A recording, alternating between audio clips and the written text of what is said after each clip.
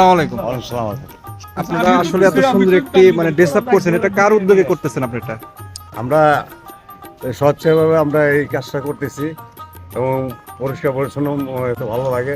আর তারেক জিয়ার নির্দেশে আমরা এই শুরুতে এই করতেছি। আর আমাদের হাজি সাত্তার ভাইয়ের মানে সিরাজগঞ্জের বিশিষ্ট ব্যবসায়ী হাজী আব্দুল সাত্তার সাহেবের নেতৃত্বে আমরা সবাই পরিষ্কার পরিচ্ছন্ন রাখার জন্য, সিরাজগঞ্জ শহরকে পরিষ্কার পরিচ্ছন্ন রাখার জন্য আপনারা একত্রিতভাবে কাজ করছেন। এটা একটা সুন্দর একটি উদ্যোগ। ধন্যবাদ জ্ঞাপন করছি এর উদ্যোক্তা হাজী আব্দুল সাত্তার সাহেবকে। তার দীর্ঘায়ু কামনা করছি এবং তার চলার পথ সুন্দর ও শুভ হোক। আমরা আপনার মাধ্যমে একটু মেসেজ দিতে চাই। আমরা সিরাজগঞ্জে প্রতিটা 15টা ওয়ার্ড আমরা একদিন একটা এলাকা বেছে নেই।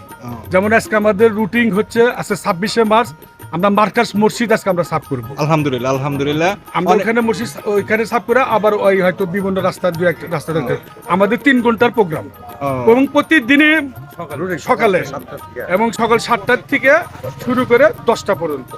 ধন্যবাদ জ্ঞাপন করছি এবং হাজী আব্দুল সাত্তার সাহেবকে এত সুন্দর একটি উদ্যোগ নিয়ে সিরাজগঞ্জকে তুলে ধরার জন্য বিশ্বের বুকে, বাংলার বুকে সকলের কাছে শুভকামনা রইল সবার জন্য।